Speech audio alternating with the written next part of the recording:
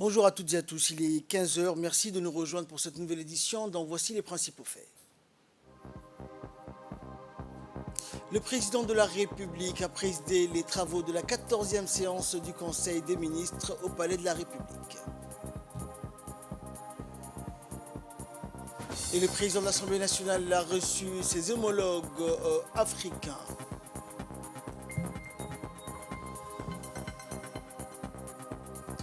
Dans l'actualité internationale en Afghanistan, les talibans en quête de reconnaissance ont rencontré des représentants de l'Union européenne. Bonjour à tous. Sous l'égide donc du président de la République et chef du gouvernement Ismaël Omar Guelleh s'est tenue aujourd'hui la 14e séance du Conseil des ministres. Plusieurs questions étaient à l'ordre du jour de cette séance. Écoutons à présent le compte rendu du porte-parole du gouvernement, Mohamed Ali Youssouf.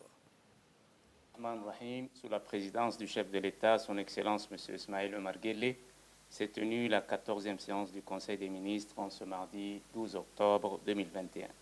Était inscrite à l'ordre du jour cette question. La première question concerne un projet de loi de finances portant budget rectificatif de l'État pour l'exercice 2021. Le projet de loi de finances rectificatif pour l'année 2021 intervient dans un contexte de reprise de la croissance économique qui atteindra 7,9% du PIB normalement, malgré la persistance de la crise sanitaire du Covid-19. Cette croissance devrait rester sur une tendance haussière sur les 4 prochaines années, 2022-2025, avec une moyenne de 8,2%. Le budget rectificatif de l'État pour l'exercice 2021 est arrêté en équilibre entre recettes et dépenses à la somme de 146 milliards 280 millions, soit une hausse nominale de l'ordre de 4 milliards 945 millions de francs Djibouti. Une augmentation donc de 3,5% par rapport au budget prévisionnel initial de 2021 qui était estimé à 141 milliards 336 millions de francs Djibouti. Les ressources intérieures sont arrêtées dans la loi de finances rectificative 2021 à 113 milliards 268 millions de francs Djibouti, contre une prévision initiale de 111 milliards 768 millions de francs Djibouti et sont donc revues à la hausse de 1 milliard 500 millions de francs Djibouti, correspondant à la variation au niveau des dividendes. Les ressources extérieures inscrites dans le cadre du projet de loi de finances rectificative 2021 sont arrêtées à 33 milliards 13 millions de francs Djibouti, dont fongibles, dont projets, emprunts, projets, dont affectés et dont fongibles, et sont revus à la hausse à hauteur de 3 milliards 446 millions de francs Djibouti, imputables au projet d'investissement sur dons et prêts, ainsi que des appuis budgétaires. La deuxième question concerne donc un projet de loi relatif à la restructuration des établissements publics. Ce projet de loi s'inscrit dans la volonté du président de la République visant à rechercher les voies et moyens de concrétiser l'optimisation rationnelle des dépenses publiques. Il faut rappeler que depuis les 20 dernières années, l'expansion des établissements publics à caractère administratif est passée de 8 structures à 54 établissements, représentant en termes de budget une évolution allant de près de 3 milliards à 14 milliards de francs Djibouti et représentant une charge préoccupante au sein de l'appareil économique et financier de l'État. Fort de ce constat, le présent projet de loi a pour objectif la réintégration, la dissolution et la transformation de 10 établissements publics et la fusion ou absorption de 13 établissements publics. Les résultats attendus sont donc de corriger d'abord les redondances des missions avec l'administration centrale, mettre en cohérence leurs missions, réduire l'impact budgétaire en termes de subventions directes et indirectes eau, électricité, télécom, réduire les coûts de gestion à travers la mutualisation des charges de fonctionnement des structures opérant dans le même secteur d'activité et dont les missions sont proches ou similaires. Renforcer la gestion administrative et financière des établissements publics, comptabilité et organisation, adapter le cadre institutionnel des établissements publics aux nouvelles dispositions réglementaires.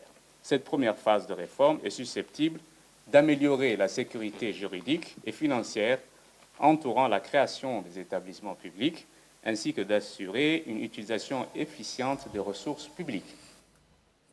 Et le Conseil a poursuivi par la suite l'examen des autres projets, donc et questions à l'ordre du jour de cette séance. Réécoutons le porte-parole du gouvernement. La troisième question concerne un projet de décret portant modification du décret numéro 2005-0883, présidence du ministère de l'Éducation nationale, fixant les modalités de création et de fonctionnement des établissements privés d'enseignement secondaire. Le ministère de l'Éducation nationale et de la formation professionnelle vise, à l'aide de ce décret, renforcer donc davantage les conditions d'enseignement, mais surtout la qualité des enseignements apprentissages, en offrant aux établissements d'enseignement privé qui le demandent un encadrement pédagogique adéquat, une formation initiale et continue de qualité, un accès aux ressources numériques et des évaluations nationales indépendantes. Le MENEFOP voudrait intégrer les établissements privés dans le processus de transformation du système éducatif qu'il a engagé depuis 3 ans dans le cadre du projet PRODA financé par la Banque mondiale, le Partenariat mondial pour l'éducation et le Fonds Qatari. Le MENEFOP a mis en place une stratégie nationale de développement du préscolaire en vue de renforcer et diversifier les offres d'éducation préscolaire. Il veut associer les établissements d'enseignement privés dans le développement du préscolaire dans la capitale, mais également dans les régions de l'intérieur. Les établissements scolaires nécessitent d'être accompagnés par le gouvernement dans ce processus de transformation initié par le ministère de l'Éducation nationale. La quatrième question est relative à un projet d'arrêté portant création des établissements scolaires bilingues et technologiques, conformément à la vision du président de la République qui a placé le développement du capital humain parmi les priorités des priorités. C'est dans ce cadre que s'inscrit l'enseignement bilingue implanté dans la région d'Arta depuis 2009, avec pour objectif double, celui de garantir une éducation de qualité renforcée par un bilinguisme offrant, par un trilinguisme offrant à l'apprenant des avantages réels au plan individuel, social et économique, et celui d'offrir aux jeunes djiboutiens une formation diversifiée en lien avec les évolutions technologiques modernes où les élèves et où les parents pourront faire leur choix. Suite aux résultats très satisfaisants des bacheliers de la session 2021, issus de cette école expérimentale, le ministère de l'Éducation prévoit une extension de l'enseignement bilingue au profit des autres régions. Les finalités assignées aux établissements bilingues et technologiques sont celles de former des citoyens capables de communiquer avec aisance dans les 3 langues, français, anglais, arabe, et ayant des compétences confirmées dans le domaine de la technologie moderne. Cet arrêté a donc pour objectif la création des établissements bilingues et technologiques. La 5e question est relative à un projet d'arrêté portant création du comité chargé de l'organisation de l'événement dénommé donc CITA et coprésidé par le ministre du Commerce et le ministre ou la ministre de la Jeunesse et de la Culture. Cet événement important va regrouper de nombreux chefs d'État ainsi que des ministres et des personnalités du secteur privé qui travaillent dans le cadre du développement de l'industrie textile. Donc le comité sera chargé d'assurer l'organisation, la coordination et la réalisation de l'ensemble des activités de la 7e édition du CITA. Dans l'objectif d'une pleine réussite de ce salon, ce comité optimisera et rationalisera la gestion et l'utilisation des moyens financiers et humains mis à sa disposition. Il est composé de 10 commissions. Durant cet événement, à dimension continentale, il y aura la présence de plusieurs chefs d'État, comme nous l'avons déjà rappelé, et beaucoup d'hommes d'affaires et de femmes d'affaires du continent africain. Il y sera organisé des conférences et débats sur l'industrie du textile africain et ses perspectives de développement, des expositions ventes, des défilés de mode avec des créateurs djiboutiens et africains, une parade grand public et des pays participants avec leurs tenues traditionnelles respectives. En accueillant cet événement, Djibouti s'offre une opportunité unique de montrer nos atouts au secteur privé africain en tant que réelle porte d'entrée de l'Afrique. La 6e question est donc relative à un projet de décret portant nomination de la directrice générale de la Société immobilière et de l'aménagement foncier. Madame Haïfa Abdi Ibrahim est nommée directrice générale de la Société immobilière en remplacement de M. Abdillahi Ismail Abdillahi, appelé à d'autres fonctions. La 7e question concerne aussi un projet de décret portant nomination et réaffectation des agents comptables des établissements publics. M. Mohamed Sahal Haj Ismail est nommé agent comptable de l'EDD. M. Abdel Fattah Omar Farah, agent comptable de l'EDD, est nommé agent comptable du CRIPEN et du Centre de formation clé. M. Ibrahim Ahmed Youssouf, agent comptable, est affecté à la direction de la comptabilité publique. Mme Fatouma Youssouf a été agent comptable et nommé agent comptable donc, de l'hôpital d'Ali Sabié. M. Saad Idriss Sougué, agent comptable, est donc affecté à son service d'origine. Dans l'actualité également, le président de la République, Ismaël Omar Guelleh, a adressé aujourd'hui un message de félicitations au roi du Royaume d'Espagne, Sa Majesté Felipe VI, dont le pays célèbre aujourd'hui l'anniversaire de sa fête nationale. Dans son message, le président Guelleh a formé des vœux de santé et de bonheur au roi Felipe VI, ainsi que davantage de développement, de prospérité et d'épanouissement au peuple ami espagnol. Le peuple et le gouvernement de Djibouti s'associent également à moi donc pour exprimer leur sympathie à la nation espagnole à l'occasion de la commémoration de l'anniversaire national de votre pays, a écrit le chef de l'État. La République de Djibouti se réjouit des liens d'amitié et de coopération qui la lient au Royaume d'Espagne et est déterminée à accroître le niveau de collaboration fructueux qu'elle a en partage avec lui dans un nombre névralgique de secteurs dont la lutte contre la piraterie maritime, a-t-il le poursuivi. Soyez sûrs, Majesté, que vous trouverez toujours auprès du gouvernement et du peuple de Djibouti tout le concours nécessaire au renforcement des relations d'échange, de solidarité et de fraternité entre nos deux nations, a par ailleurs noté le chef de l'État, réitérant ses chaleureuses félicitations au roi Felipe VI d'Espagne. Un message similaire a été également adressé au président du gouvernement du Royaume d'Espagne, Pedro Sanchez. Journée très chargée aujourd'hui au Parlement. Le président de l'Assemblée nationale, le président de l'Union parlementaire africaine, Mohamed Ali Ahmed, a reçu ce matin la présidente donc, de l'Assemblée du Mali, Haïdara Aïssata Haïdara, qui est à Djibouti dans le cadre de la 76e session du comité exécutif de l'UPA. Les discussions ont porté essentiellement sur les voies et moyens de renforcer les relations bilatérales qui existent entre les deux pays amis. Donc le président Ahmed a souhaité la bienvenue à la présidente de l'Assemblée et sa délégation qui lui a réitéré son soutien indéfectible. Et tout de suite après, le président de l'Assemblée nationale et le président de l'Union parlementaire africaine, Mohamed Ali Ahmed, a reçu le chef de la délégation parlementaire nigérienne qui est à Djibouti dans le cadre toujours des travaux de la 76e session du comité exécutif de l'UPA. Le président Ahmed a souhaité également la bienvenue au président et à sa délégation et a réitéré son soutien. Et par la suite, le président Ahmed a rencontré, donc a reçu ce matin la délégation parlementaire de la République centrafricaine qui est à Djibouti, toujours dans le cadre des travaux de la 76e session de l'UPA, l'Union parlementaire africaine. Les discussions ont essentiellement porté sur les voies et moyens de renforcer les relations entre les deux parlements djiboutiens et centrafricains.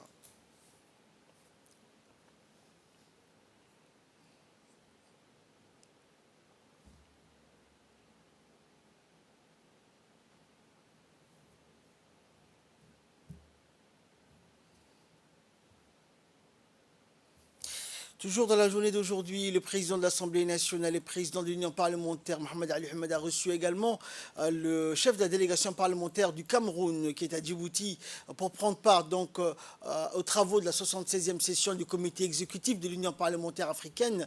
Discussions donc qui ont porté sur les voies et moyens de renforcer les relations entre les deux peuples frères et amis. Le président Ahmed a souhaité donc la bienvenue au président et à sa délégation. Et le chef de la délégation camerounaise n'a pas manqué de féliciter le président pour cette belle organisation du comité exécutif qui se tient actuellement à Djibouti. Par la suite, le président Ahmed a reçu donc le chef de la délégation parlementaire du Zimbabwe qui est à Djibouti également, accompagné d'une importante délégation pour prendre part aux travaux de la 76e session du comité exécutif de l'UPA. Et le président donc Ahmed leur a souhaité également la bienvenue à Djibouti. Et enfin, le président de l'Assemblée nationale, Mohamed Ali Ahmed, a reçu la chef de la délégation parlementaire du Rwanda qui prend part donc aux travaux de la 76e session du comité exécutif de l'UPA.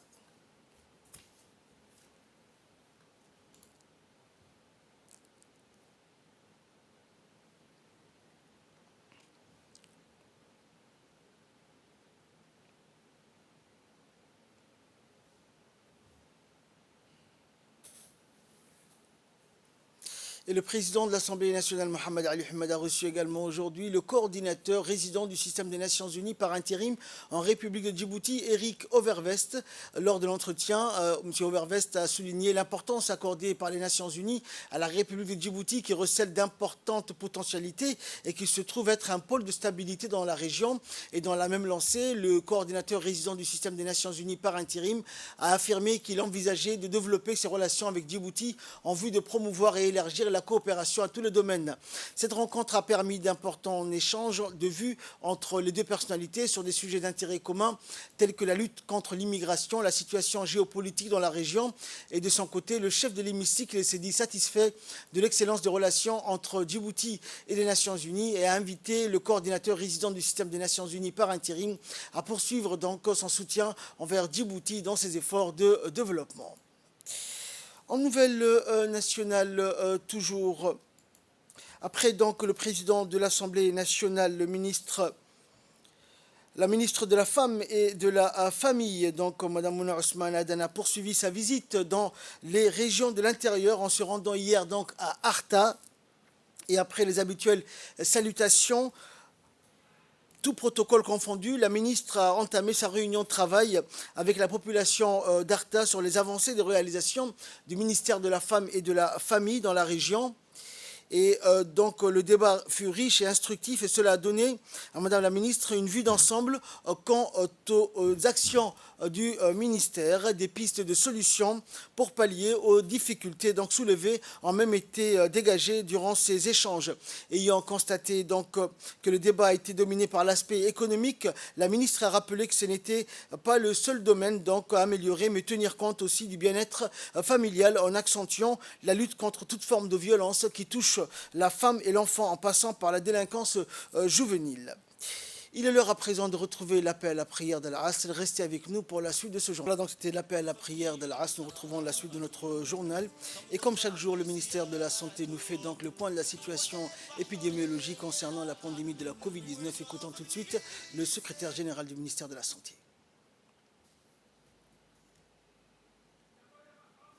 Et nous retrouverons donc le point de presse du ministère de la Santé dans nos prochaines éditions. Dans l'actualité également, l'Agence nationale des personnes handicapées, donc en collaboration avec l'Inspection générale du travail et des lois sociales organisées conjointement, un travail de sensibilisation sur le terrain en visitant donc les différents secteurs hôteliers donc, et bancaires afin de sensibiliser et d'informer les entreprises et partenaires sociaux. Cette tournée donc, qui a débuté donc, au Sheraton Hotel, Salam Bank et CAC Bank, où la délégation de l'ANPH et l'inspection générale ont été accueillis par les responsables donc, de l'institution. L'objectif principal donc, de sensibiliser donc, et de renforcer l'employabilité des personnes handicapées dans les milieux du travail. L'initiative de cette mission de sensibilisation est de porter à la connaissance de tous les partenaires sociaux donc, par rapport au décret portant disposition particulière des conditions à l'emploi des personnes handicapées. Et dans le cadre des actions de lutte contre la contrebande de la brigade de la douane d'Ali Sabié, en collaboration avec les éléments de la police, détachement d'Ali Sabié, ont intercepté à proximité du chef-lieu de la ville d'Ali Sabié une importante quantité de marchandises de contrebande. La marchandise saisie à cette occasion était composée de 36 sacs de 4 de 70 paquets que les contrebandiers voulaient acheminer vers Ali Sabié. Les policiers et les douaniers qui ont collaboré donc à la réussite de cette opération ont incinéré par la suite sur place l'intégralité de la marchandise saisie et selon la procédure standard en vigueur, cette quantité a été transmise à la brigade de la douane et détruite sur place en présence du chef de la brigade de la douane d'Ali Sabié, Mohamed Moumin Hassan.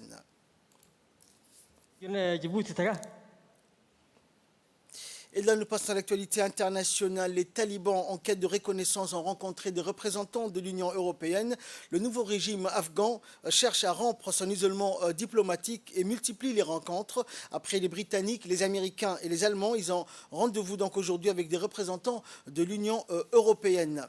Face donc à l'imminence d'une grave crise humanitaire dans ce pays entièrement dépendant de l'aide internationale après 20 ans de guerre, les talibans sont à la recherche d'appui, mais les puissances étrangères étrangères, notamment occidentales, insistent sur la nécessité de respecter les droits humains, en particulier ceux des femmes, les talibans ayant imposé un régime brutal lors de leur précédent règne.